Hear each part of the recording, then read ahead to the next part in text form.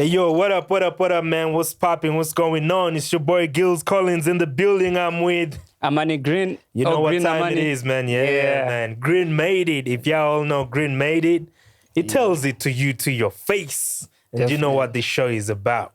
Keeping it 100. Keeping it 100. Yeah, welcome to the show, man. I think we just did the very first episode and, people were going hell at it. And I was like, yo, what's going on, man? It's just the first route. I know. We're about to get into the real gist. You know what time it is. And I want to start off with a question, Green. I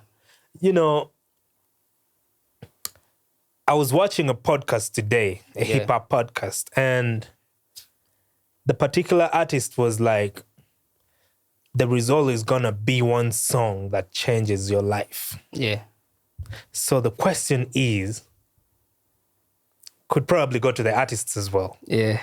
What song changed your life? Or should we say those who have their lives and they haven't changed their lives, haven't had a song that has changed their lives? I think everybody's life has been changed somehow by a particular song. So we're talking, it basically stems into what was your very first hit record that sets the pace? Because this artist was saying, that, you can make tracks, but that one hit record that changes your life, we all know what it means. Yeah. And everybody has that track. True. Legends like GNL, of course, have a lot of tracks like that. Yeah. But the very first time as well, it matters because GNL will tell you between Koi Koi and Soda Gingerly, his life changed. Yeah. So to one artist out there, to a rapper, as you're making music, ask yourself, if you're playing in the pool of show business, ask yourself, are you writing that one song? What song is going to change my life? Yeah. You may never see it coming. Yeah. Anyways, a lot has happened, and Green, what's going on, man? Man, I had a very we talked about week. Yeah, we talked about Eddie Kenzo. A lot has been happening. How has been your week, though?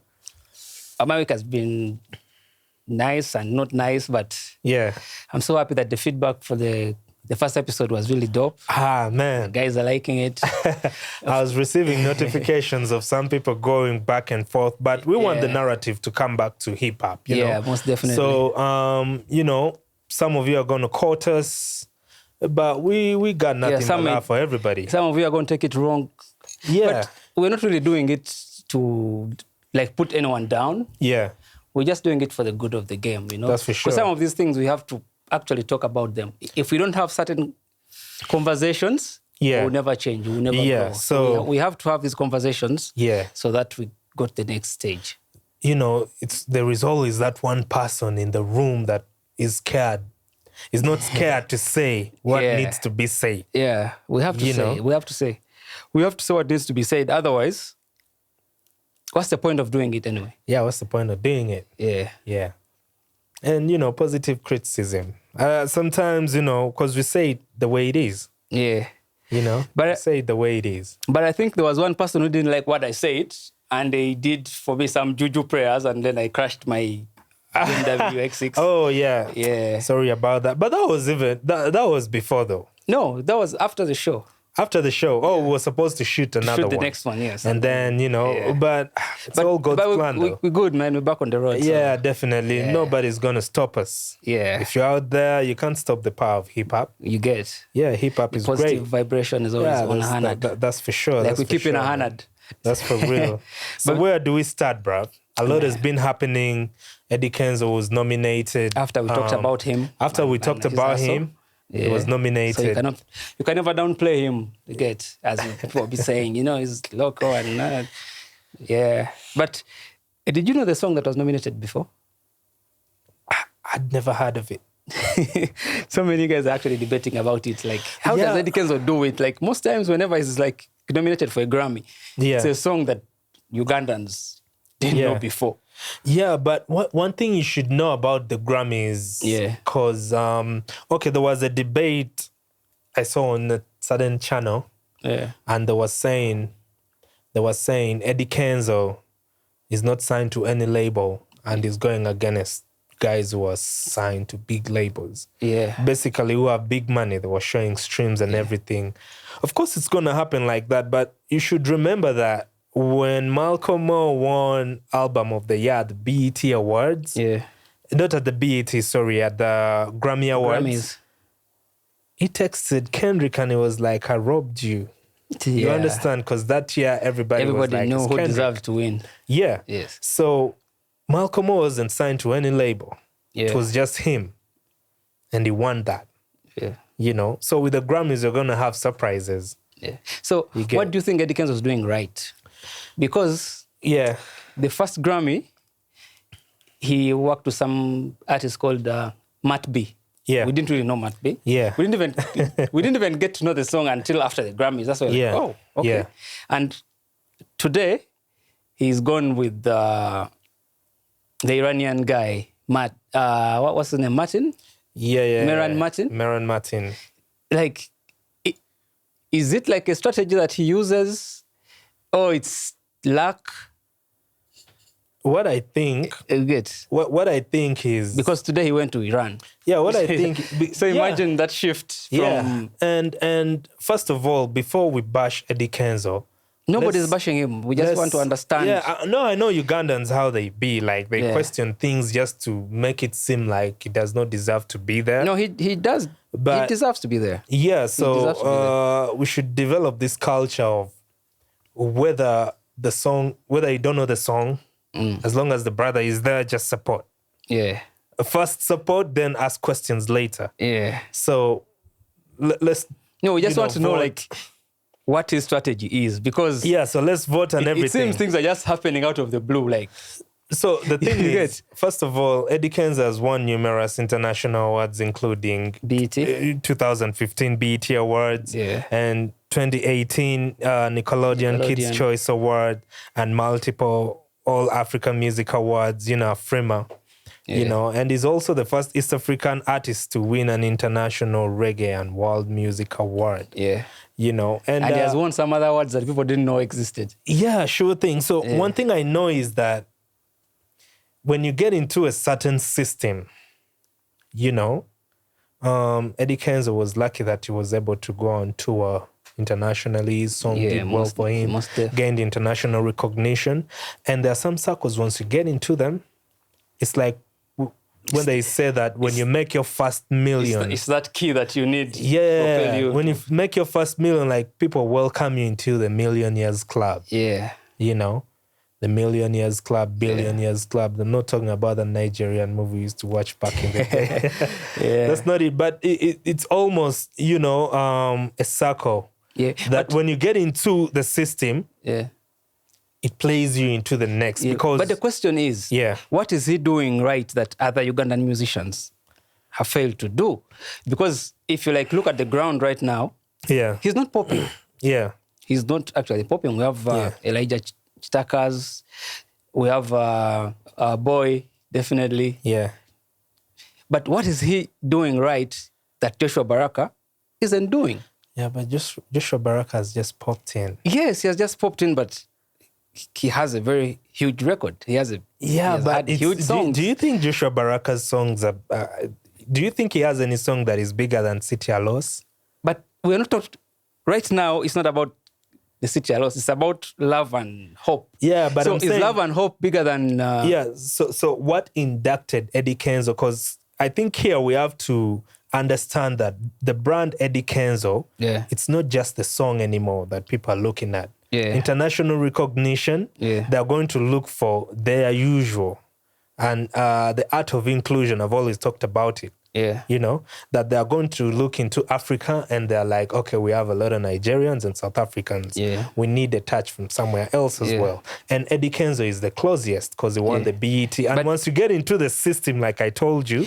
You know what's so crazy about this? Yeah. Laho, Laho?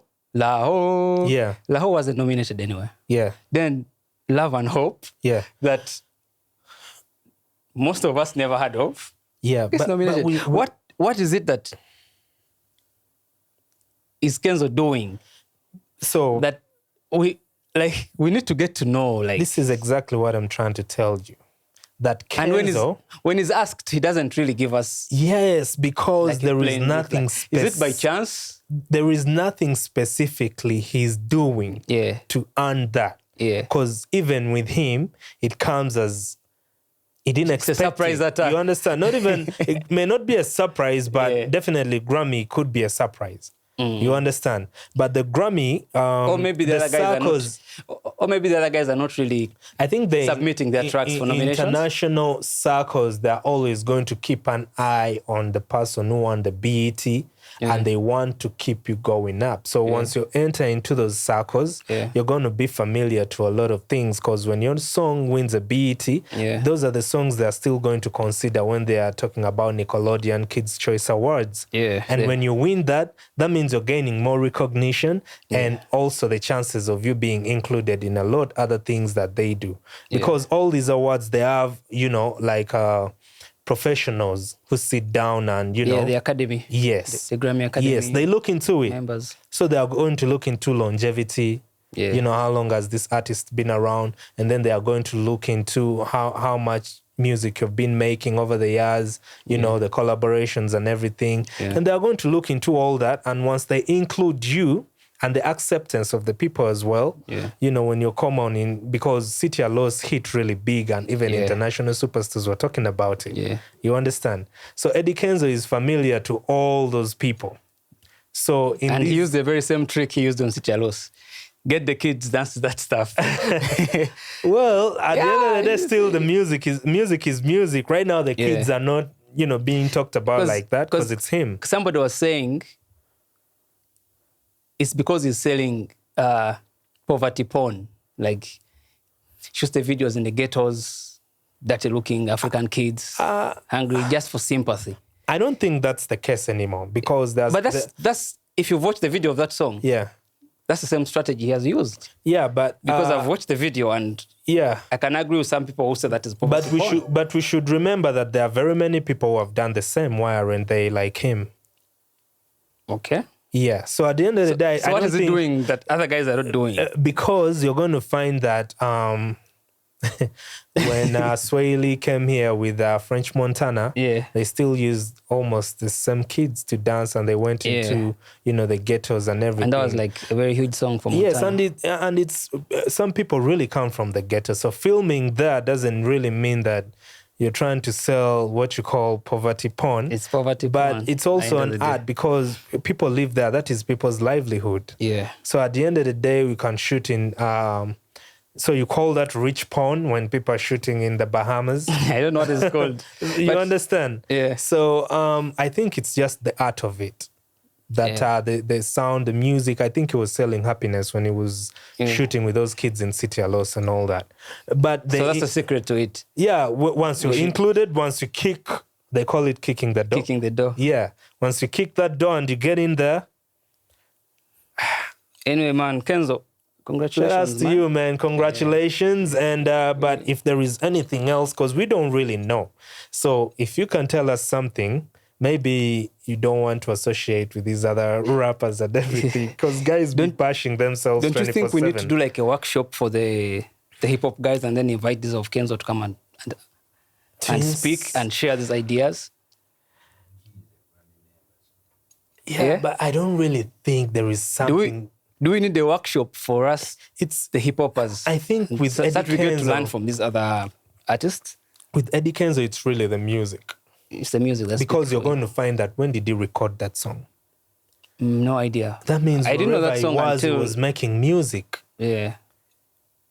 I think the art of it is music. One thing I know about Kenzo is that he dropped an album for his boss. You get Museveni. So I don't know anyway. Kenzo, shout out to you. And also, you know, you're blessed. Kenzo there are people who are blessed. Naturally blessed. You know, there are people who are blessed. And trust me, if The Good Life if Moses Radio was still around, rest in peace, probably they would have moved different. I feel like they would have still been included in at least the international scene. They wouldn't be but rare. What does that speak about our other musicians now? You live around the hip-hoppers. Yeah. What happens, the other artists that are there, the Bebe Cools, the Chameleons, all the other guys, are they not working hard enough like Kenzo? Are they not moving smoothly like Kenzo? Are they not like networking as much as he does? You know what? We need to come together as artists. You get? We need to come together and work together. Most def. That's if Eddie Kenzo is moving out there, we need to work together. Be nice to Eddie right now. Yeah. Artists should be nice to Eddie Kenzo. To get the keys. You understand? Yeah. But for me, I think we also need to do like workshops. We haven't really had like workshops since like when? Like 4 years ago? But Boom Forest has always tried to organize workshops. And, that's what I'm saying. We haven't had one since... When was the last time we had a that was workshop? Like probably 2 years ago. So you get. And now we need more of these so that we can share this information with one another. But still, last time when he organized one, some people didn't turn up. So the majority rappers. Because the togetherness, I don't think there is togetherness so much. Yeah. I don't think there is. Because honestly speaking, not to even be selfish, it is hip-hop artists that, that are suitable for certain positions. Okay, just imagine Atlas being the rest. Just imagine our boy up there. True. I know hip-hop is tough, but it's tough because the other music is people gravitate to it easily. Yeah. You know, the Afro beat and Afro pop, and that's why you see Taylor. She just came through, but she was, nominated and won various awards. And then you see Burna Boy, Wizkid. And then, and it's something I don't really like that they did. Trying to put numbers. they put Burna Boy, then they put Tyler. Taylor was 610 million. Yeah. Then our boy was 83K something. I'm like, was that really necessary? But who put those numbers? Was it the Grammy guys or just our bloggers right here trying to pull a brother down? I don't think it was Grammys because they put some Ugandan guy. Because it was just Eddie Kenzo's picture. You could think it's just his solo song. Yeah. No one is even talking about the other. No one is talking about the other guy. But because now Eddie Kenzo has been nominated twice now. Yeah. Now people are starting to open their brains like, damn, it could be a possibility. Yeah. By the way, could bank a Grammy award. Remember the guy that sang with Kenzo the last time they were nominated? Yeah. Matt B? Yeah. I saw like sometime back he had brought his Grammy to our museum. Like, did you see that? What do you make of that? Like, the guy brought for us his Grammy, and then the ministers were there. I don't think it was. Was it just him? I think he had worked with several other guys who also got Grammys. The producers. I don't know. Producers. What was it? Yeah, some writers and producers. So they decided to take it to the museum. Yeah, but what puzzled me? Like why? Like what puzzled me? I'm like, right, are we really that excited to touch and see a Grammy? I saw my people, some people I won't mention, but they know themselves. Whoever like wore those gloves to touch the Grammys, I'm like, yo, bruh, it's taking us back to the ATS when they brought us mirrors, and we're excited. We gave up our minerals, but I understand, the brainwash. Is the BT award still at the museum? Because I remember also Kenzo did the same thing. He took his BT award to the museum some time ago. Is it still there or it was a start? I'm not so certain, to be honest, but I remember he took it to... Because where we are moving is... He took it to a club and it was like it was like a tourist attraction. Even took it to a car wash. Yeah. So anyway, man. The accolades, man. It is what it is. But Nasty C came through, and the very first show we talked about, will there be any rappers to perform at Nasty C's show? Yeah. And indeed, there was none. You see? Is it because these guys don't rate us enough? Or we are not doing enough to put ourselves out there? I don't know. And like you said... Or they just don't rate us. Yeah? There was none, but rappers, but there is. I love the fact that they received him with open arms, but which I'm like, they should receive our artists the same way. You understand? I don't think our Speaking artists... about that, somebody actually made a post. I think it was Kyria. He said, those days, our musicians used to go and perform in single rooms in SA. Now it's the other way around. The SA artists are coming and performing in it single rooms or double rooms? Something like that. Yeah, but I don't know what to say about that. Was it trying to like wash it down? Like it wasn't like a maybe big it was event? trying to do that, but that person should ask himself or herself, I don't know the person, that can our artists really fill up the single rooms even here? Our rappers. You know? Yeah. But the sad thing was we didn't see our rappers gracing the stage. I only saw one guy like taking a picture with him backstage and making it like a very big deal. Like you said, guys are gonna be fans. It's cool. Whatever. But are we letting ourselves down? To me, from the very start, from the very first time Nasty C arrived, and I love Nasty C, he's a dope rapper, and he's doing his thing. I like when they were asking him on one of the channels, TV stations, questions, and I'm like, yo, where is the enthusiasm when you're asking our artists? Our artists actually are being asked questions not to really...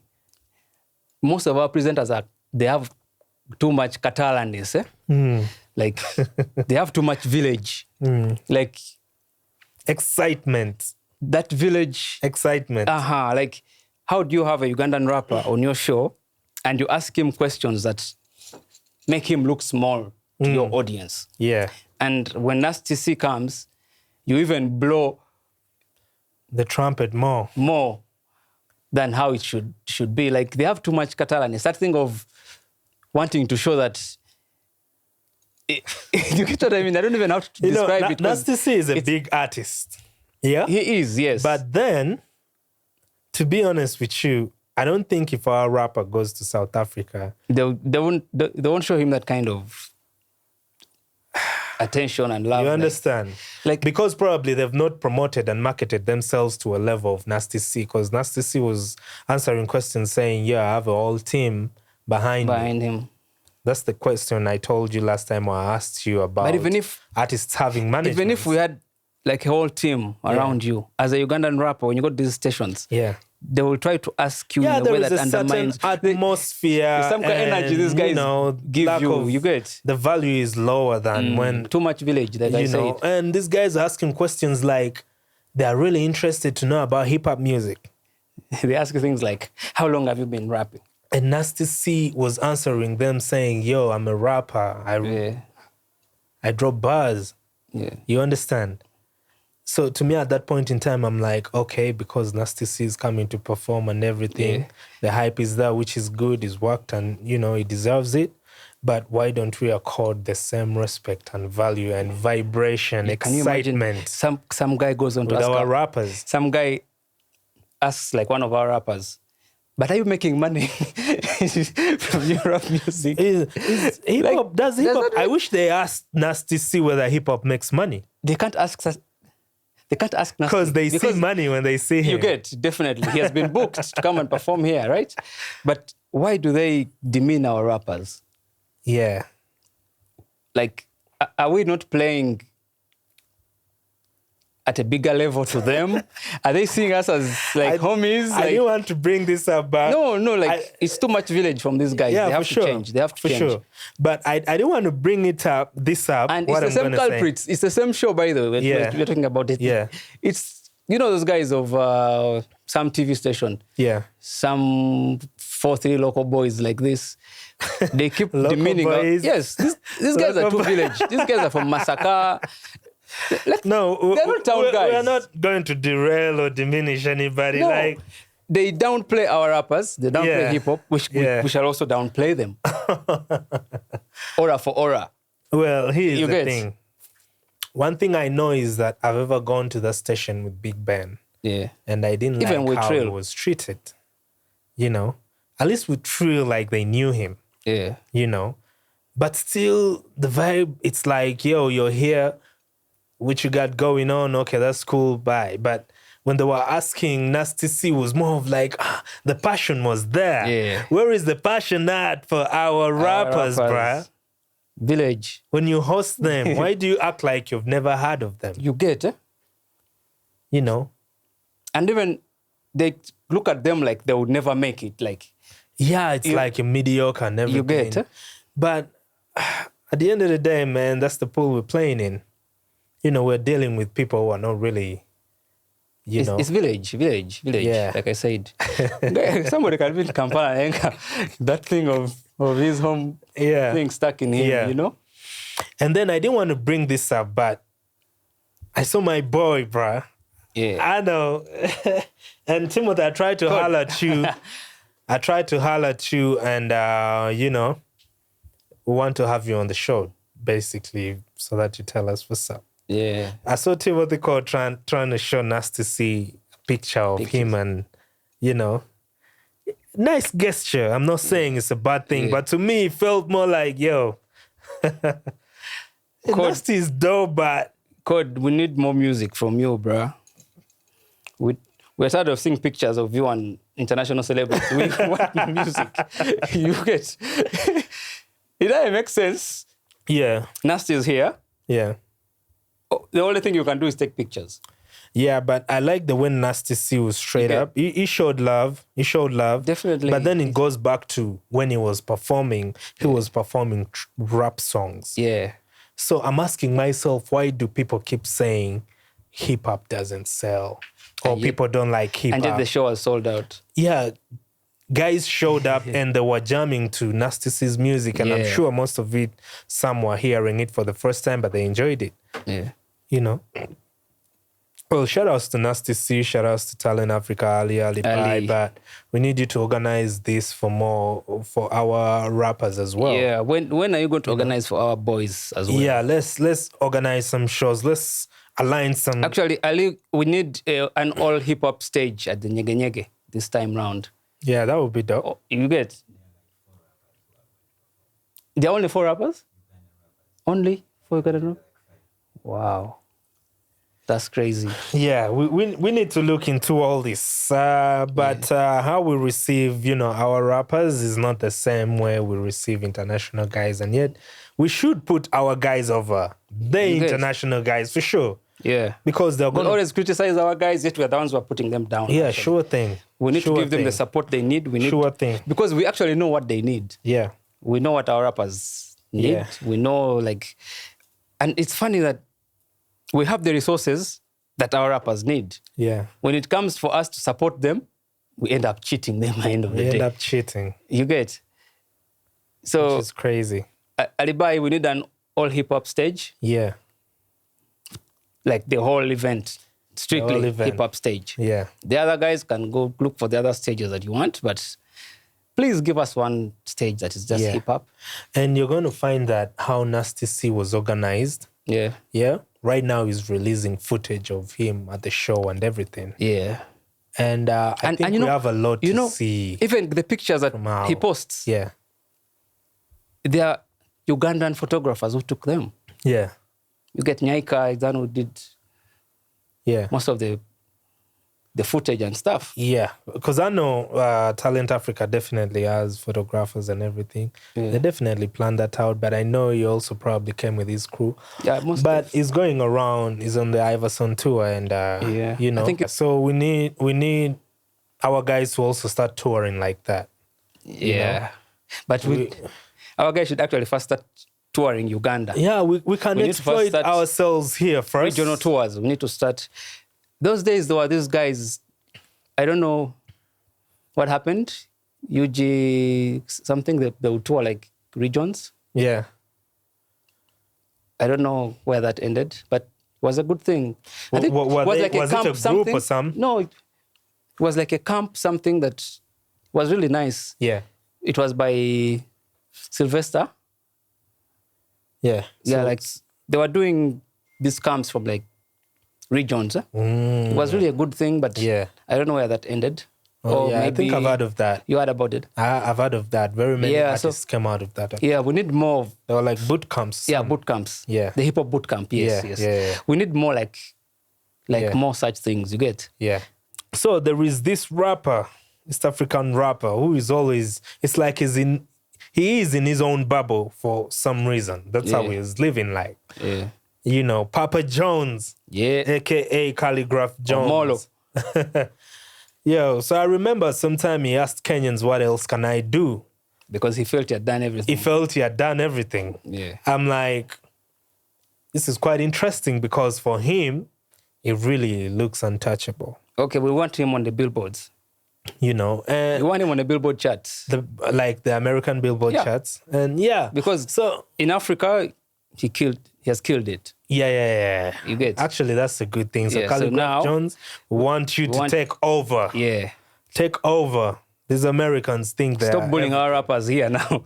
I know. You've outgrown them, so let him go for bigger competition. But I think Calligraph Jones shouldn't first leave us. Yeah. He should first come and disorganize us. Yeah. Though he disorganized Tanzanians. You understand? And Kenyans. Actually, we need like another thing like that. Let him come and challenge our Ugandan rappers. Calligraph Jones. Maybe it can start something, right? Calligraph Jones, if you're watching this, please come and disorganize our rappers. The M7 has challenged them. He wants the sea. Yeah, so Calligraph should also come.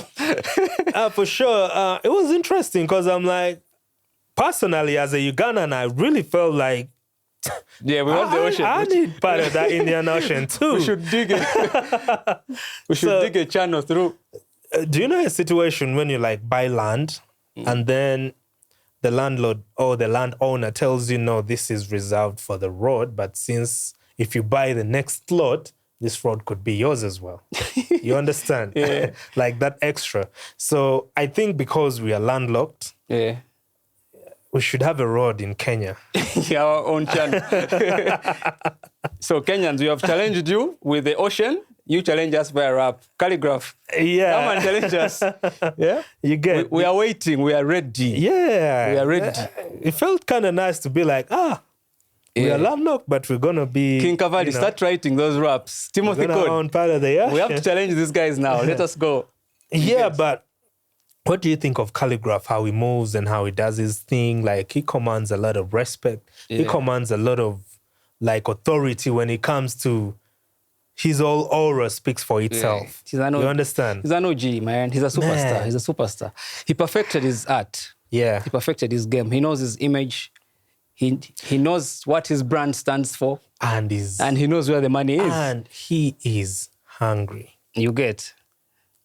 That's the only way the only way to stay up. You get. You have to be hungry. You need to want this thing. The only rapper who made a song and he was like the best rapper in Nigeria. Ikechukwu. Now, what you saying? That's what I'm saying. He disorganized the Nigerians. He disorganized Tanzanians. Now, for us, we shall not wait for him to disorganize us. We are going to come for them. Timothy, start writing those Actually, raps. we are starting with the Indian Ocean. Yeah, we already started. But the aim is really, we're coming to take over hip-hop music. Moses said all you need is 6 hours.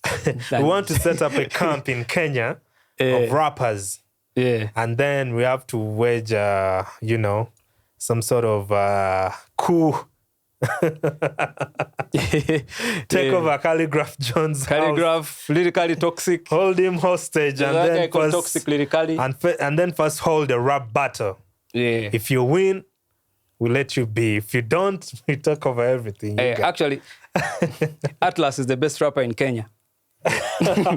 Even Ru. You saw what Ru did to them on the cypher. Yeah, and Ru is a good friend to Calligraph John. But you saw what he did to them. He disciplined them. So I've talked to Ru before and I told him, bruh, I know Calligraph is your homie, but when it's time to fight, you're going to have to represent us. Yeah. You understand? He just gave them a sample. Yeah, when it's time to go at it, and I know Calligraph don't play, it doesn't matter whether you're who or who, as long as you challenge him, it's going down. Yeah. You get it? But one person you mentioned about Atlas. Yeah, Atlas. And to me, the African. Atlas, the African, is one of those rappers that I believed in so much. I like the music so much. Yeah. And I've engaged with him a couple of times. Actually, he played you a song with we were in Memphis studio. Bleak. Yeah, we were in when studio. When is he dropping that track? That was like last year. We waited. Each time I ask Atlas, when are you dropping this music? He's like, man, I got better music than that I'm going to be dropping soon as well. But even that is there. But, Memphis Bleak is like second to Jay-Z. You get? Not second in terms of rap, but, associate. Hierarchy. They grew up together. Yeah. Things like that. And it's a big deal because it's linked to the greatest. Yeah. And Atlas has like 2 tracks with him, That's what I was asking. When is he dropping those gems? Money making is a beautiful thing. I try to tell him, I was listening to the track. Yeah. And he played it to me. I think we were Talent Africa. They were recording music that night. And then he played us like 2 tracks, and I'm like, God dang. You get. God dang. Atlas, what's up, man? Atlas, come back, man. We need you. Yeah. We need you, bruh. We need you. We liked how you moved. We liked how you did your thing. Yeah. We liked how you disciplined some rappers. It was... You remember there was a beef sometime back, and he was... Yeah, but we need. I will not say we need the beef back, but we need the spice. We need the hype. We need the revival. Yeah, because GNL came back and first disorganized everyone. Yeah, hip hop was being talked about everywhere. Yeah, you get me. He dropped like I don't know how many freestyles. He dropped an album, and brothers are still sleeping. Yeah, and. One thing I know about GNL is if you can go transnight, you understand. It will give you track by... Yeah. If you want a battle, let's get it on. That's how he moves, because he dropped... But you have to be worth it to like battle a guy like Jay. Yeah, but there's this other guy who tried to like throw some subliminals but even the fans didn't resonate with his stuff. No, I think... you know the guy I'm talking about, right? No, who was that? Jim Nola. He like tried to like... He has really tried to beef to like... Yeah, you get... But G has always ignored him. The thing is this. Yeah. If you're always trying to beef someone, you need to have hit records. Yeah. You need to have the vibe. Yeah. People will listen to your bars, but if the song is not that nice, it's going to go down the drain. Yeah. And let not the audience mislead you. The audience likes to mislead very many rappers out there. Oh, yeah, this is it, but... And if the person has ignored you all this while, why don't you just move on? All I know is that almost every rapper wants to diss G. Yeah. But what do you expect when you're the best? Most definitely. Yeah, but... Guys, just to make that one track that will change your life, it's hard to get that track when your tracks are based on dissing somebody. Make some good music. Yeah. All the nice music out there, all the #1 hip-hop songs, apart from the beef that went viral and guys were going back and forth with each other, the #1 songs were really just nice songs. Yeah. They were nice songs. And feel good music. Yeah. Let's move on. So MC Yella has been nominated as well on the Uncut Hip Hop Music Awards in Kenya. That's a big deal, right, for us? Yeah, it is a big deal. Representation. MC Yella, one thing I know about her is that she just keeps doing what she does. Yeah, she's very consistent. Yeah, and she keeps going. She got the looks. To a big extent, though. I think she's more consistent than even... Have you seen her pictures, though? You see, for me, I think she's even more consistent than even the male rappers. Yeah, because for her, every year she has like something dropping. She has either it's an EP or a single, an album. Like she's always busy working. Yeah, and she represents herself. And on top of that, she's also like touring at the same time recording. She's like doing all these tours in Europe and stuff at the same time recording.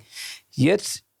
Anyway, let me not criticize the guys. They know what I was going to say. Of course. But Yala, Kongs. Yeah, shout outs to you, MC Yala. We're supporting you. We're going to vote for you. Was also nominated. But how do we vote? Cal Cartel was also nominated. How do we vote?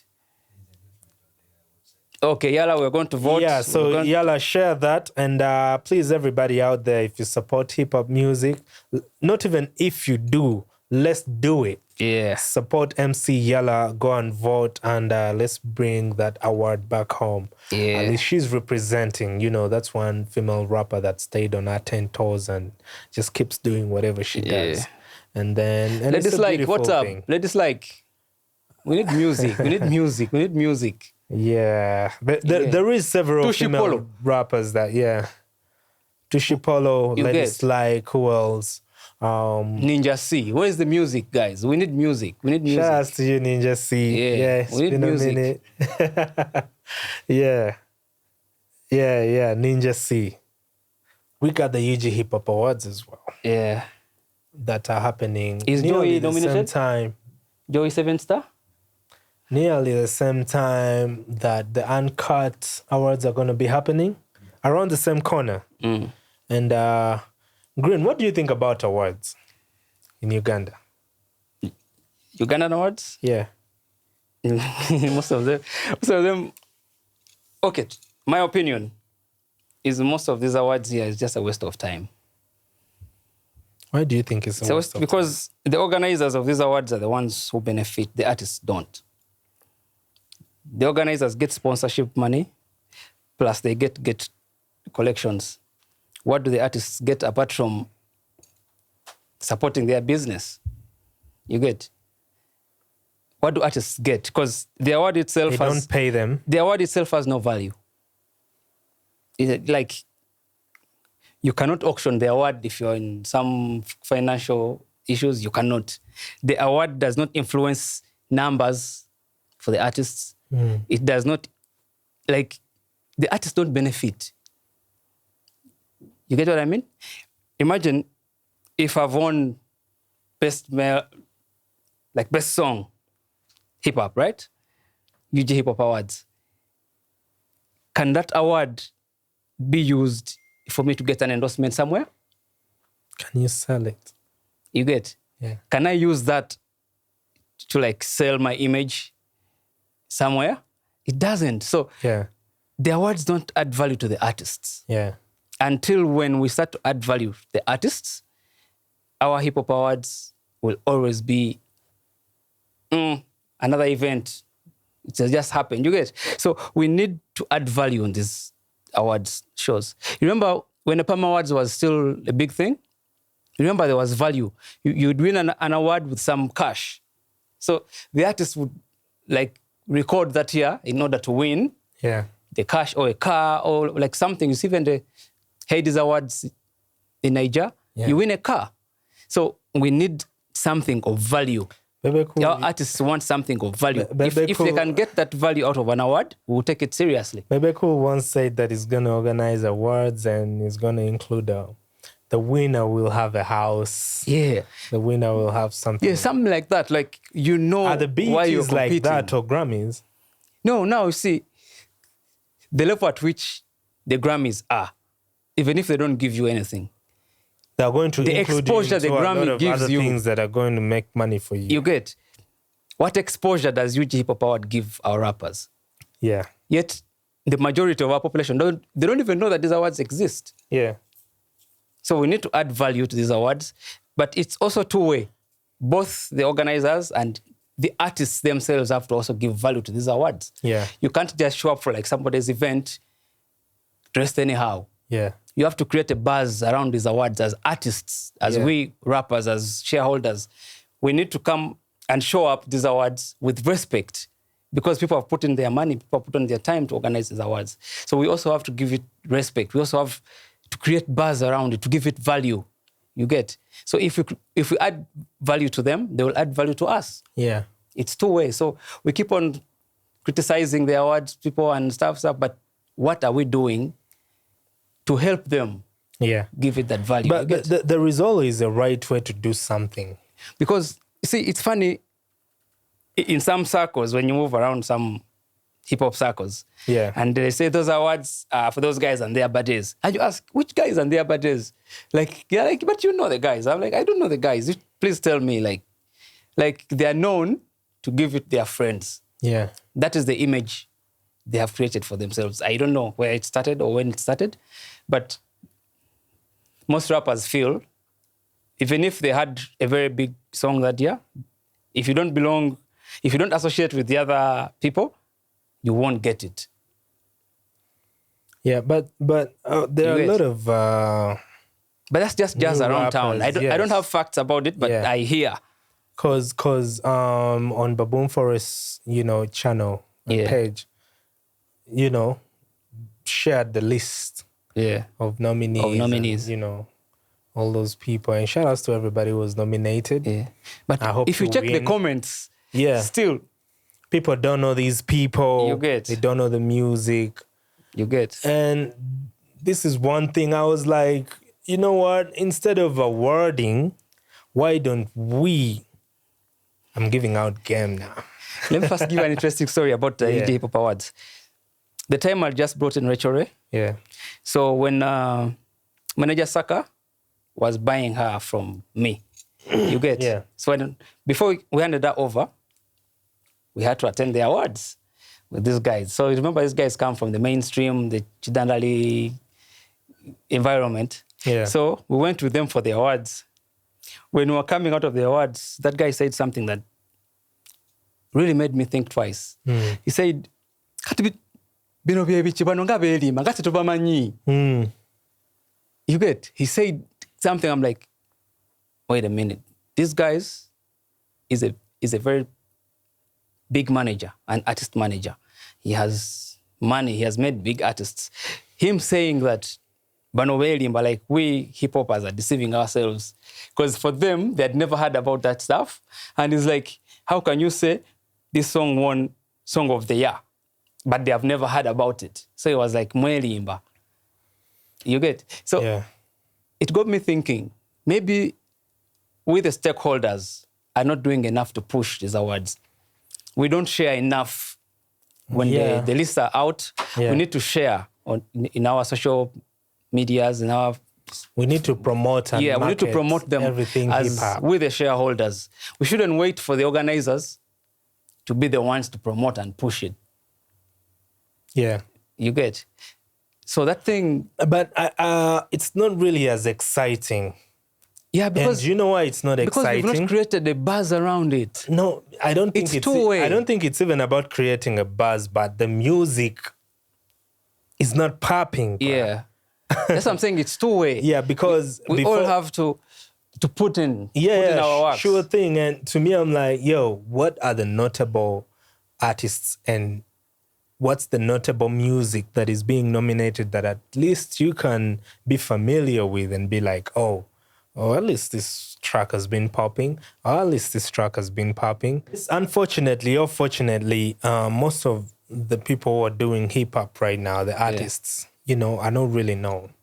So it's almost like the way people, let's say internationally, they may not really know Eddie Kenzo on a Grammy level. Yeah. Probably the Burna Boys, of course, they've seen it. Yeah. Tyler's seen it, and they're not going to really be bothered because they're like, who is this? Yeah. These guys are now just including people for the sake. For the sake. But yet to us here, it's a big deal. Very big deal. You understand? Because at least our boy has been representing, is the only one who has been representing to that level. Yeah. You understand? So our rappers who have been included in these awards, they're not known, but at least... But even unfortunately, we have to know them when they are nominated. Yet we have to know them before they are nominated. The other funny thing is, even the nominees themselves, if you go and check their socials, they are not posting about their awards. Yeah. They are not asking anybody to vote for them. Like, they don't care about their awards. That's what I'm saying. It's two-way. You cannot blame the organizers alone for not doing enough. So, when even with the stakeholders, we are not doing enough to push their awards. Yeah, but the beautiful thing about it is that now it's there. Yeah, it's always there. It's consistent. Now let us see how they are going to be received. Yeah. You get it? Let's see if they are going to do media tours to promote the event. And my hope this time is they should not change the shape again. Because every year the shape has been changing. No. Today it's a platter, tomorrow it's a guy with a mic, the next day it's So at least let us have some consistency as well. Yeah. With the shape of the award? Yeah, because we might go this time and then it's a guitar thing on a piece of wood. So guys, let's be serious, at least for once. Yeah. Let's stick to something and let's grow it. Yeah, and sponsors have been changing every now and then. You know, I don't know why, but... Apart from the MTN guys, which other guys are sponsoring them? First it was MTN, then Club, then I saw Bond 7. Okay. The latest. Yeah. Which is all right. It's all right. It's all good. So guys, what are you doing with the monies from the sponsors? Because those are like 3 sponsors: MTN, Club, Bond 7. Sponsors might also just at least put a price to it. Yeah. To everything. Give it value. Let at least like some of the year get some. I think it was the MTN Hip Hop Awards that they put M on every award. Whoever wins an award gets 1 million. Wasn't it the Cypher thing that there is the beat and everybody raps and then the winner? Awards. UG Hip Hop Awards. I remember. In every award, somebody won. Every award. Every award. If you won an award, there was some 1M. What happened? The sponsor was like, "I'm not making back my money." Anyway, I suppose. Yeah. Yeah. So Casper at some point said not at some point. I think he's planning to fill up a stadium. Yeah. At FNB in South Africa. Yeah. FNB again. Yeah. Wow. And it was like, let's see this time. You guys are hyping Travis Scott, Chris Brown. Let's see how you treat your own. And I'm like, this is a very sleek way of holding people accountable. Yeah. Blackmail. Casper Nyoves. But he's a genius marketing guy. Yeah, blackmail. And he's also facing a similar thing of being compared to the Nasty C's and A Reese's. But I think Casper is a commercial guy. Yeah. He's really done music. You know, I had a question earlier on. What do they mean by a radio track? Yeah, a radio song. Radio song. A radio song is basically a song that the mainstream would take up without any conditions like censor this. Yeah. This, the mastering is not okay. It's like a radio-ready song. Track. Clean track. You okay. Well mastered, well mixed, censored. Yeah. You get. Okay. So that's like a radio-ready song. That's why even in studios, we can have like radio versions and then online versions. I remember I was working with an artist and I told him, yo, bro, this video is not going to be played on TV. Yeah. It's dirty. Yeah. And he told me, to hell with them. If they want to play, let them play it. If they don't want to play... I think I know the artist. It is what it is. I think I know the artist.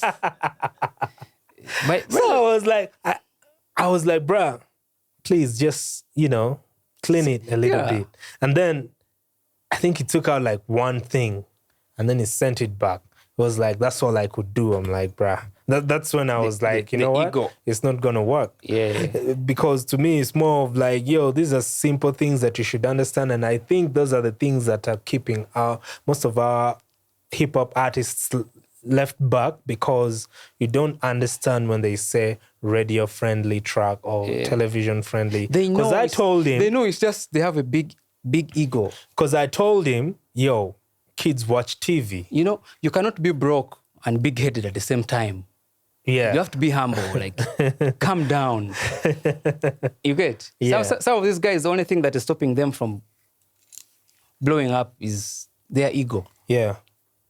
Yeah. It's their ego. Like, they have a lot of people who are, like, willing to help them, but their ego. You get? A guy comes here on social media and writes a long diss, like, subliminals to, like, 4 different people that could have helped him. Yeah. How do you expect him to go to the next stage? You get? Yeah. You give them some sort of advice and they think you're trying to know more. They're like, that guy thinks he knows more. I'm trying to give you advice that works. Like, there's a formula to this thing. Yeah. there's how things operate. I'm trying to give you the keys. I'm trying to like show you from this, you have to do this and this. But because of your ego, you're listening to me like you know it all. No, just listen and learn something, even if it's just one small thing. But this guy is big. You know like the other videographer who never learns? Like every year is always making shitty videos. Yeah, I know. Yeah. And that's also hip hop. We have issues like guys don't want to learn. Yeah. Guys don't want to listen. Our ego is so big that you feel even a new rapper cannot add anything to you. No, man, we have to calm down and learn from each other because that's why it's called collaboration. We learn. Yeah. But that rapper is just big ego, nothing. He has nothing in the bank. Very huge ego. Yeah, and I think, yeah, for sure. Because if I tell you that, kids watch TV, so at the TV station they're saying the video is too dirty and you need to censor it. Yeah. You need to clean it. And then he says, how comes they play Nicki Minaj's video? Yeah. How comes they censor for Drake? Yeah. Why should I be the... No. Actually, even the Drakes release clean versions and uncensored versions. Of course. Even when they are performing, they don't perform the dirty versions. Yeah. Except in some places where they are allowed.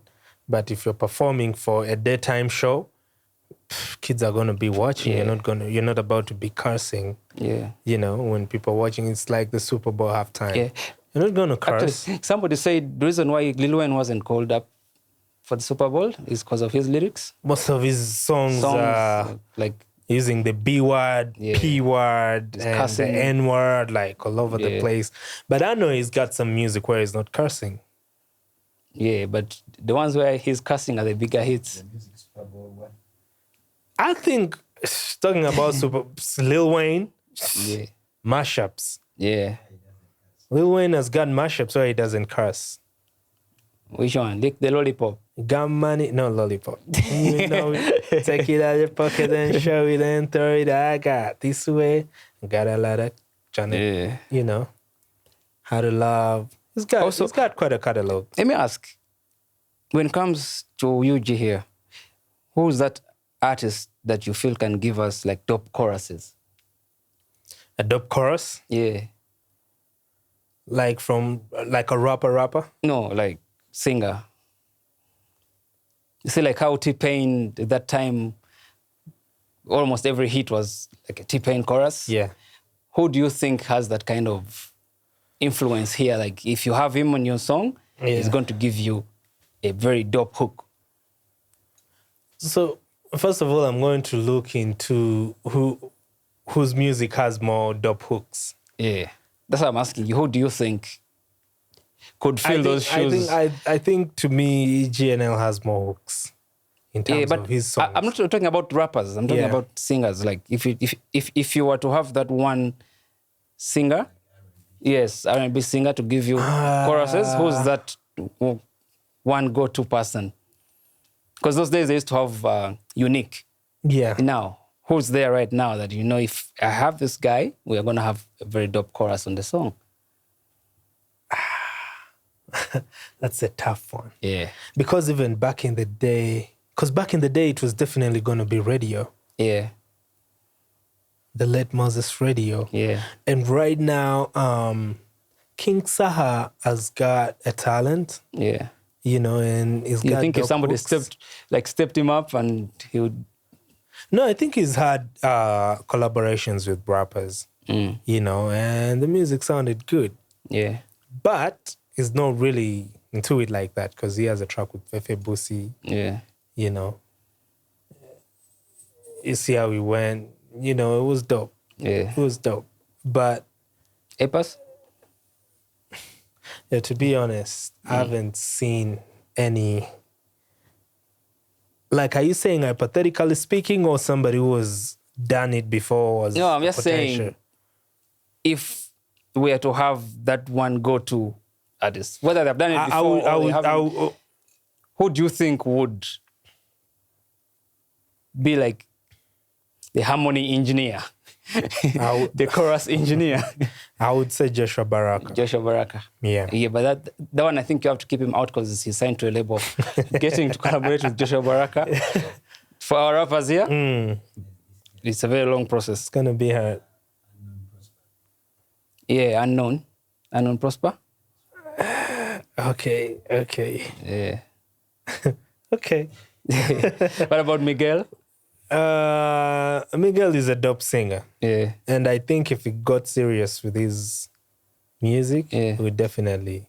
Because one thing I feel right now, what our hip-hop needs is dope choruses. Hip-hop and R&B, we need a fusion we need that fusion because we're not talking about this reggae raga since majority fusion. of our people do not understand hip-hop, but if we can have that fusion with R&B that can pull them, like draw them closer to hip-hop, I think we need one go-to artist that we know if GNL collabs with this guy, it's a mashup. So, it's good you brought that up. Yeah. What do you think about the female artists generally in Uganda? Who would have been the best export? Female? Yes. Female artists. I would have gone with the older guy, the older ladies still. Yeah. Juliana. Yeah. Because, Juliana, definitely. Juliana. You get Lillian Babazi. Tell me what it feels like to be loved. You get? I'll be right here. Right here. Lillian Juliana, Babazi. Juliana was so international. Yeah. I was talking about how... Remember the hook she did in All I Wanna Know. All I Wanna Know is what you want. Some legendary stuff. That's what I'm saying. Juliana was super international. I don't know whether she's like actively participating in the music industry anymore like that. Yeah. But I think Juliana is like a female Moses Radio. Yeah. In terms of what she can do. And internationally, when it comes to her, doing those English rock choruses, tracks, it would be really dope because when you listen to her, she was doing very well until I'm not saying even at that point she didn't do well, but I heard somebody deviated her, took her off the track, and then say, Mama Nayani. Which was dope, but I'm like, they robbed us of our queen. That was our queen bee. Yeah. Yeah? That was our queen bee. That's the Beyonce of Uganda. What about Jasmine right now? You think she can try fit in? We had Martha Smalls. Remember Martha Smalls? Yeah. Where's Martha Smalls? None of them. I don't know. But Juliana, you should do some for us. What about Lillian Babazi? Lillian is a very great vocalist. Yeah. Very good vocalist. A very good vocalist. Actually, after... one time we had a debate. But after listening to Juliana's English records, I was like, bruh, probably changed my mind already. Yeah. Because I'm like, in that sense, because I love Lillian Babazi's voice, the vocal ability and everything. But now when we talk about tracks, when we talk about records, she's not far from Juliana. So, they will do a great. So you see, actually, when you talked about the hooks, it will be Juliana and Lillian Babazi. So rappers out there, we've just given you a major key. Yeah, major key alert. You get. If you want your track to pop, get somebody that's gonna give you. I don't know a dope hook or a dope chorus. Oh, we will appeal to Juliana. Don't overcharge. But no. Levels. Yeah, there is levels to this. She has to charge. But she shouldn't overcharge because... No, she has to charge. Because, see, the thing is... then nobody's going to do nothing. No, see, the thing is, if you don't pay for a service, you don't take it serious. Okay, Juliana should give us like 5 giveaway hooks, like just for giving back. Give back to the community. Give back to the community, Juliana, and... That's like charity. Are you saying now rappers should depend on charity?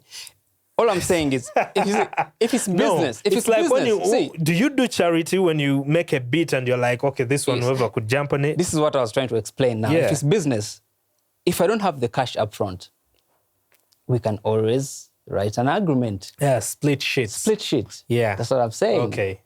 And like, okay, please, let's do this. So, Juliana, please consider split shits, because I know there is a rapper who wanted the collabo. Yeah.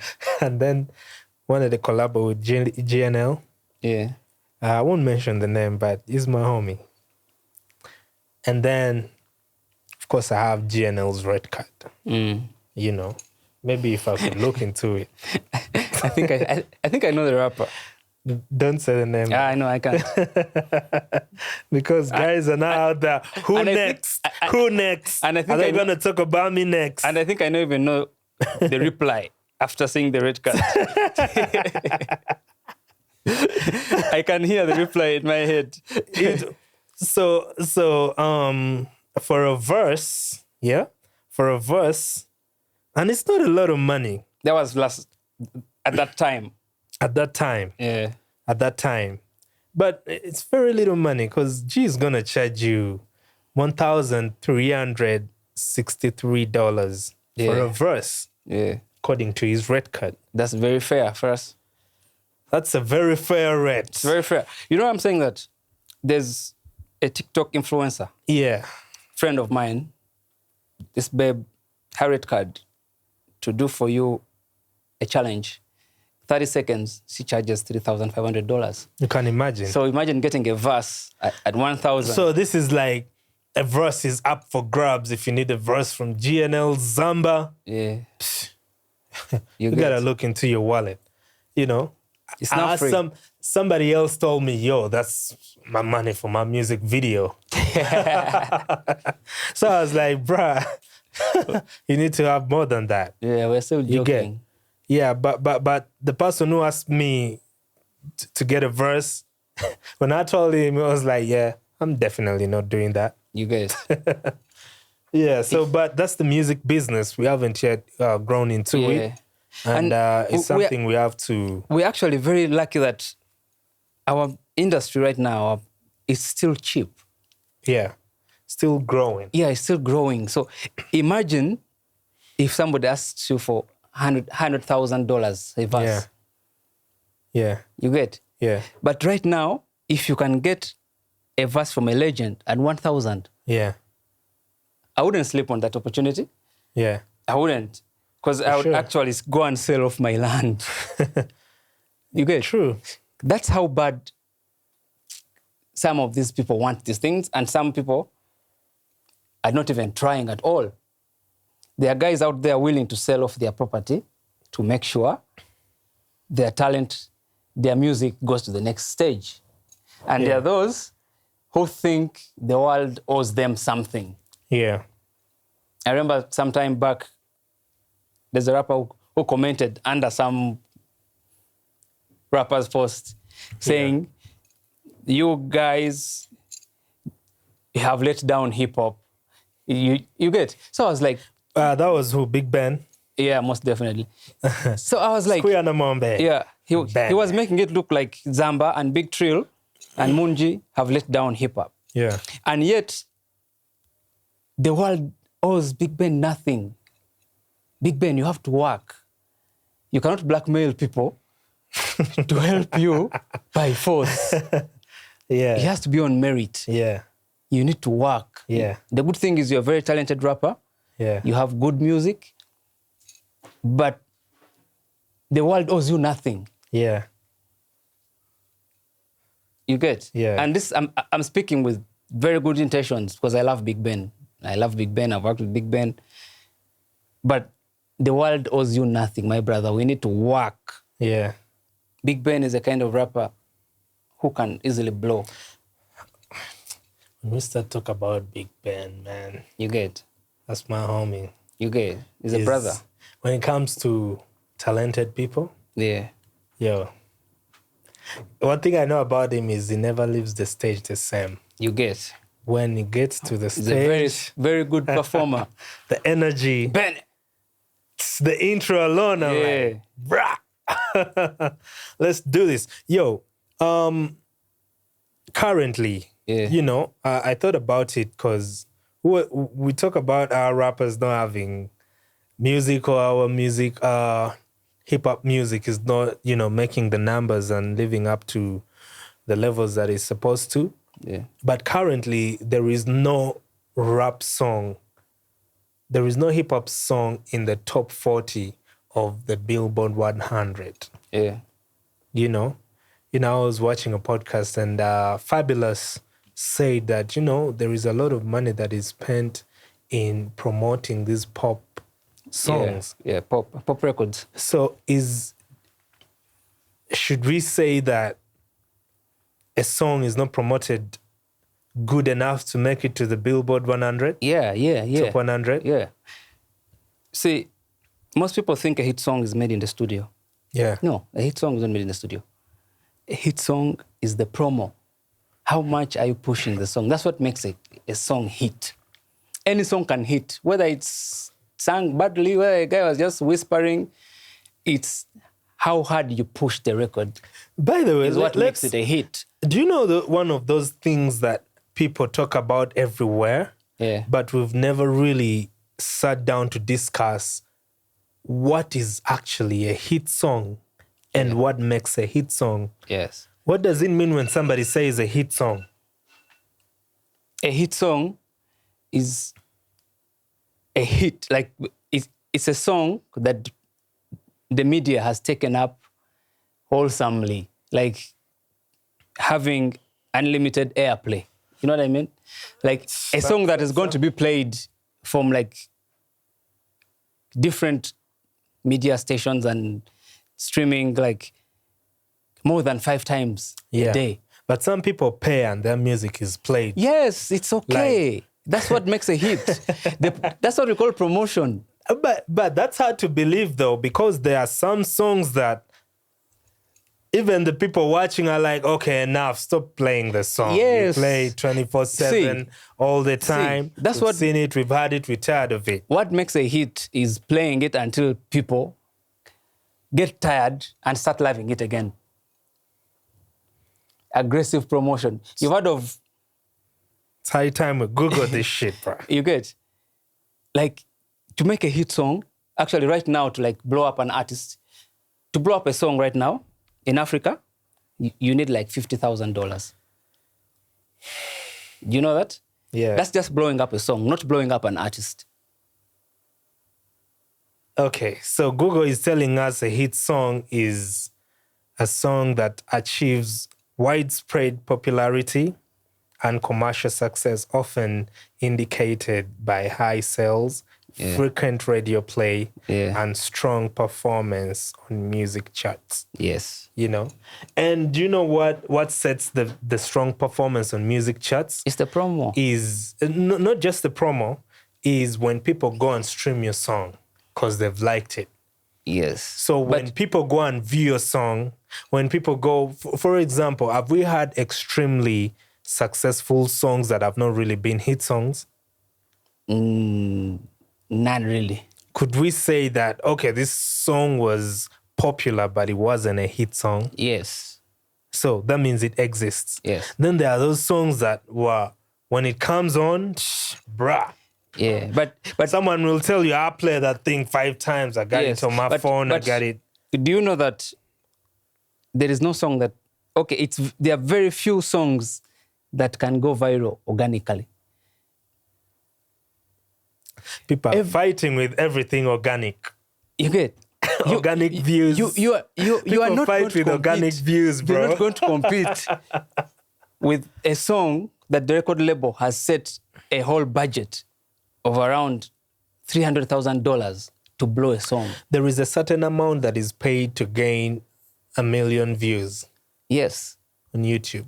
You see, people say, you know, I'm going to make a song, I hope it goes viral. Your song is not going to go viral if you do not push it. You get?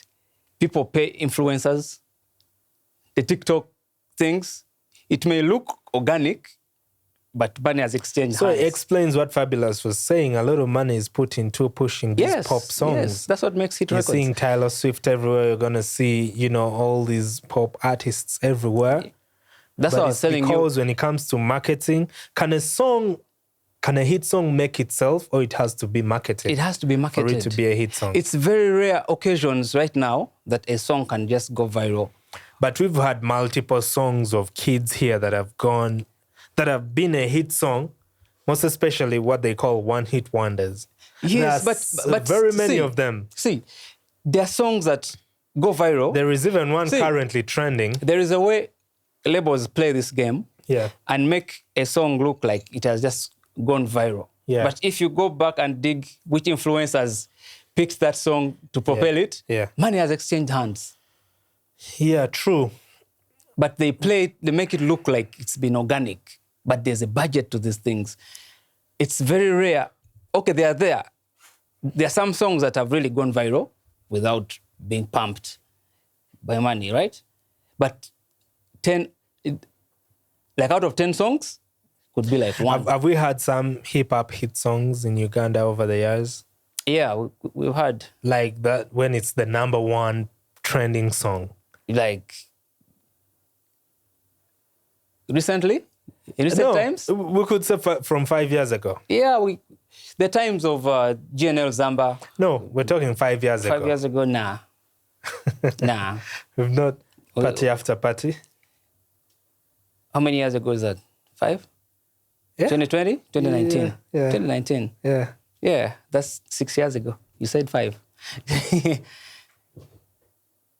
Yeah, but 5 years ago means we are counting 2024, 2023, 2022. Yeah, party after because party. Yeah, but you also know how the song went viral. Yeah. You get, there was some little push. So we could say at least Big Trill held us up there. Yeah, most a rapper with a trending song. But actually, nobody has broken that record up to today. Big Trill has had the biggest song out of Uganda. Yeah. If you have a record that hits. Yeah. And sometimes you see, how long should you take to release another record? Sometimes such kind of songs becomes a curse. Because you can have one major record and you fail to surpass or reach that same peak. You get? Very many people have had major records and have not bounced back from that. That's what I'm saying. Sometimes it becomes a curse. Like you fail to add on to the song becomes so big that is almost impossible to have another song to surpass that. Yes. So it becomes like your limit. You get? In terms of... And then sometimes it's a blessing to have a very big song that propels you. Yeah, because I think if we're talking rappers, back in the day, rappers used to have hit songs, back and forth. You know, there was a time the biggest artist in Uganda was a rapper. Yeah. Hip-hop. Like the biggest, like including all the other guys, like the biggest artist was a rapper. Yeah. What time was that? And what were we doing? And that was GNL, definitely. And what were we doing at that time that we can't do now? That's what now we need to ask our rappers, because the system has not changed. Yeah. You get? Yeah. The system has not changed. Mm-hmm. The way we do these things has not changed. What? And actually, it is easier right now to have a bigger song than before. What do hip-hop producers, what you as a producer... Yeah. let me ask, like we're in high school, the questions, you know?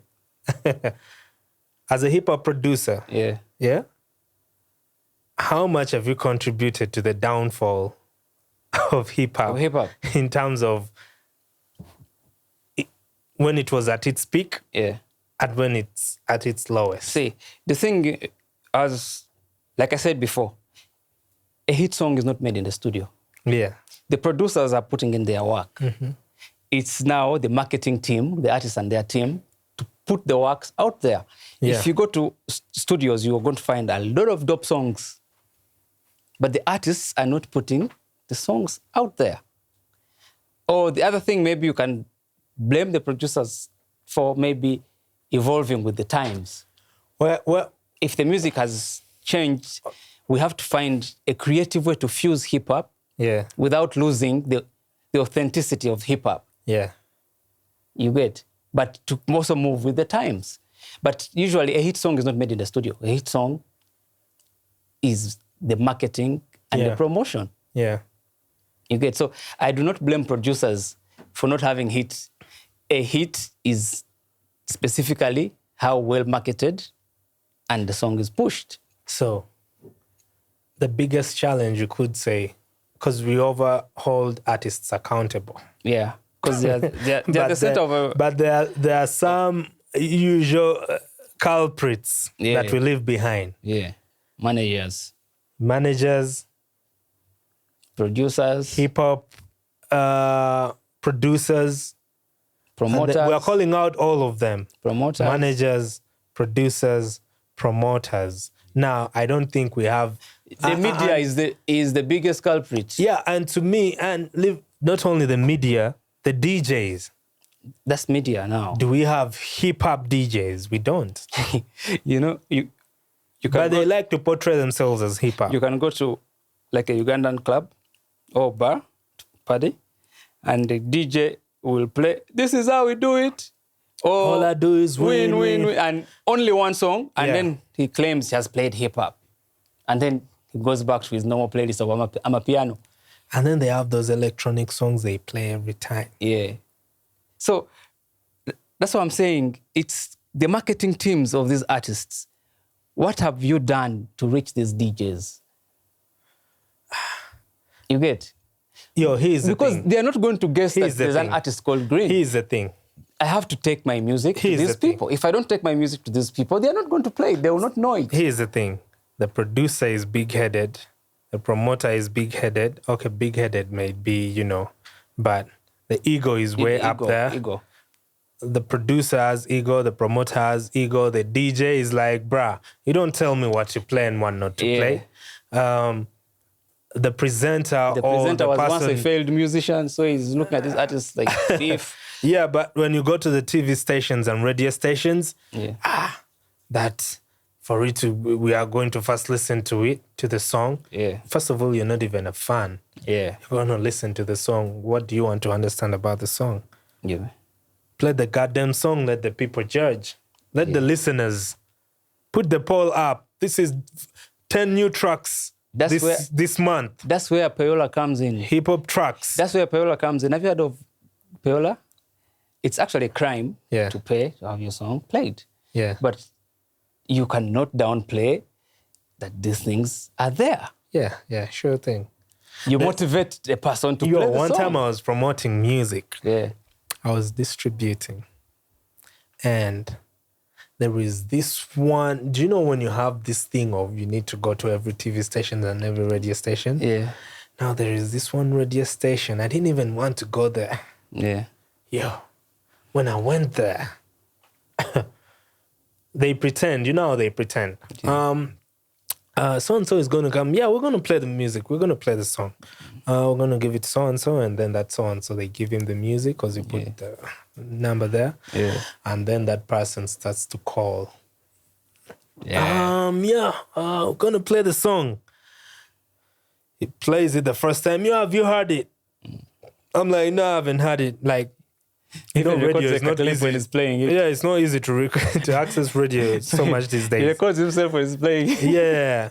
We don't But after some time, it's going to be back and forth phone calls. Bruh, man. My son is sick. Give me some 50. Yeah. All right, give me 40. Yeah. All right, 30. Yeah. Okay, bruh, now it's too bad, 20. Yeah. And I'm like, bruh. That's payola for you. I'm like, bruh, come on, bruh. You get. I know after I give you this money, it's going to be that. You're going to go on to the next one. Yeah. Now, I can tell you for a fact, there are some artists, there are some presenters who are on payroll from some record labels. Like every month, they receive a salary from record labels to play their artists. Like, they push those artists. So literally, more than there is corruption. Payola, it's in there. Everything. In the music industry, payola is what moves. And our rappers, the industry, don't be having money like that. I cannot say they don't be having money. They are just big-headed. They think the world owes them something, that they should be played out of fair play. The industry has no fair play. There is no fairness. You get? There is no fairness. And you cannot tell me you want to go mainstream and you're again telling us you don't have money. You have to find ways. No one is going to help you out here. Because I'm thinking about a young cat who is just releasing their first song. Yeah. And yet there is a pile of people who have made even more doper songs, even those that are known. Yeah. And so when they go to the station, they tell them, yo, by the time we're not playing this person, you think we're going to play you for free? You get? We would rather play this person for free because he's someone. At least they've invested already. Yeah. But you're just starting up, you ain't got no budget and everything. But there are some good people who really play the music. Yeah. You understand? Yeah. Like, shout outs to my homie Denzel. He ain't got no problem. He's like, yo, bring the track. He's going to listen to it for the first time on air. Yeah. You get it? Yeah, but you see, like people like those, it's hard to find a person who plays out of a good heart, influencing the song to become a hit. Yeah, because it's going to play, everybody who comes through is not going to be able to keep up. You get? Yeah. So I think back in the day, I always wanted to, again, I'm giving out game. Yeah. I used to want to create like some sort of company. Promotion and marketing? Is responsible. Yeah, I think there should be one like that, where all the distribution company. Yeah. And Baboon Forest, we do that as well, you know? Yeah. We can help you market and promote your music. But it's not off the song you've recorded in studio. Some artists come through and be like, so when I record my song in your studio, are you going to promote and market? You understand? Yeah, they know that's a different budget altogether. Yeah, that's a different budget. Yeah. Unfortunately, all these things need money. Yeah. And then somebody comes and tells you it's not about the money, bruh. You're not going to have a foot soldier, bruh. Take your work. Foot soldiers have played people. Yeah. On-ground promoters. Yes, a foot soldier needs facilitation. And when you give your song to somebody, a promoter, and then you hear it once from where he's told you it's going to play, don't come back to him demanding whether the song is still playing. Yeah. Didn't you hear it the first time? Yes, what else do you want? I've delivered. Yeah. So the genuine promotion is really, really hard. And some people just make friends with certain artists and take it upon their hearts to promote them. Yeah. That's why some on payroll. That's why I always advise artists, you know what? We are working towards artists having management. To see how deep this thing goes, Yeah. The payola thing. Remember, I think it was last year or early this year. Yeah. There's a record label that took their artists to Zanzibar to like work on a project. Yeah. But among the people they even took some media people. They took some well-known influencers from different media. Yeah. So that shows that is also payola. Yeah. Like, man, my guy. It's all investment because it's a business. You play my artist song. That is payola. Like, it's broad daylight payola. Yeah. That shows you how are you going to compete with an artist from that label. Yeah, because at the end of the day, man, somebody wants to go through the crowd. And you watch the movie Titanic. Yeah. When they're getting onto the boats, the captain was coming through, the rich guy was coming through with the money. He's like, bruh, I know you're allowing women only first, but I need to go.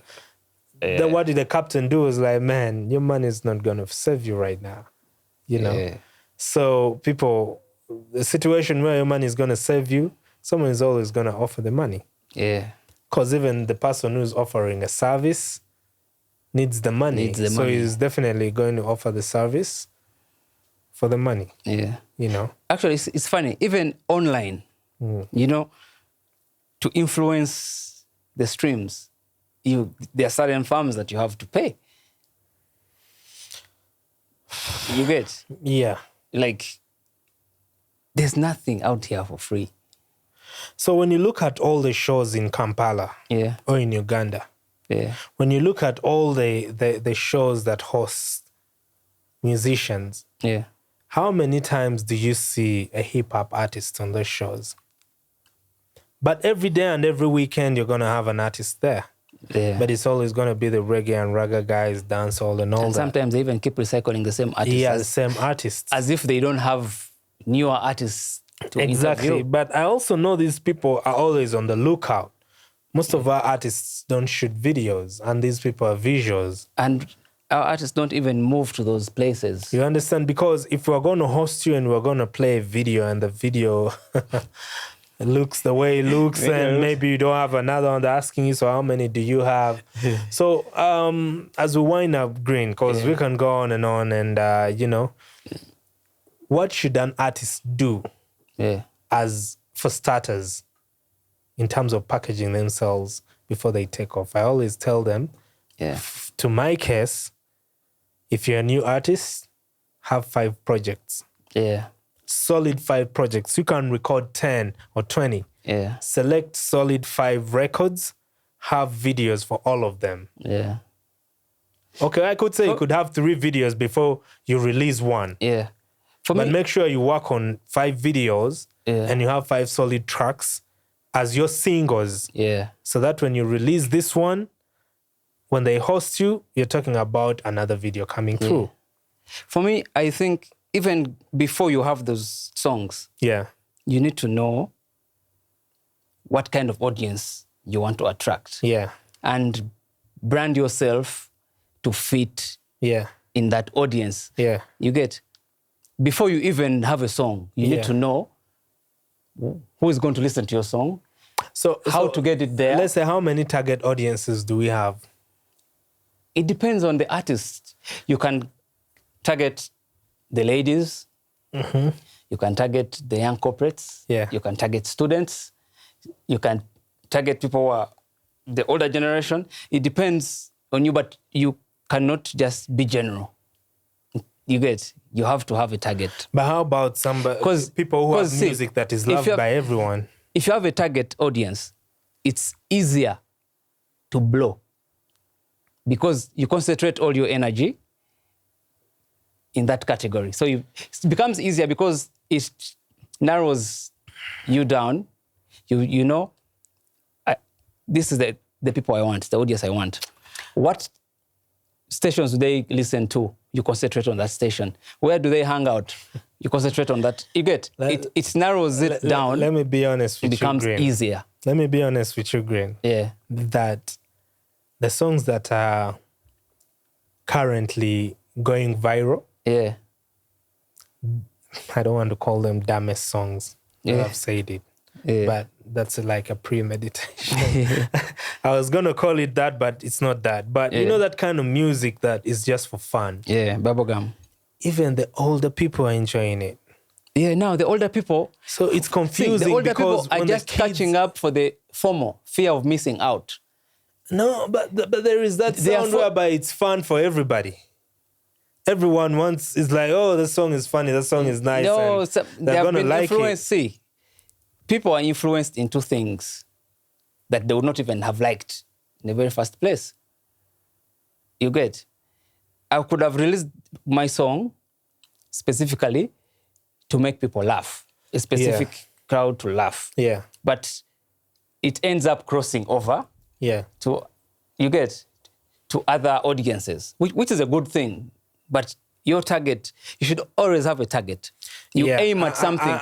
You can't just shoot anyhow. You have to have an aim. So you have to aim at a target so that you have a perfect shot. You get?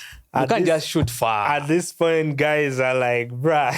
You get? Whoever the bullet catches, will just shoot. You get? No, you have to have an aim. You have to have a target. So it makes it easier for you to even grow. It's actually easier to reset, like, to check yourself out. Be like, have I improved? Have I gotten somewhere? It's easier to assess yourself if you have a target. Yeah. You get? So after all that, it's even easier to brand yourself. Because if you know my kind of people want me to dress like this, it's easier to dress up for your audience. Yeah. You get? You can't be like Abdul Muras. The guy is wearing bling bling and what and singing swimming pool with the woman with the gomas. So you get? Yeah. You can't be disorganized like that when you're starting. You can expand your audiences as you grow bigger, and you get. But when you're starting, you need to have that core audience, that core fan base that makes you grow. You can't start building a house from the roof. Yeah. You have to start with the foundation. So that's what I'm saying. You need to know, you need to have your goals. What do you want to achieve out of the music in the very first place? Are you just going to sing far?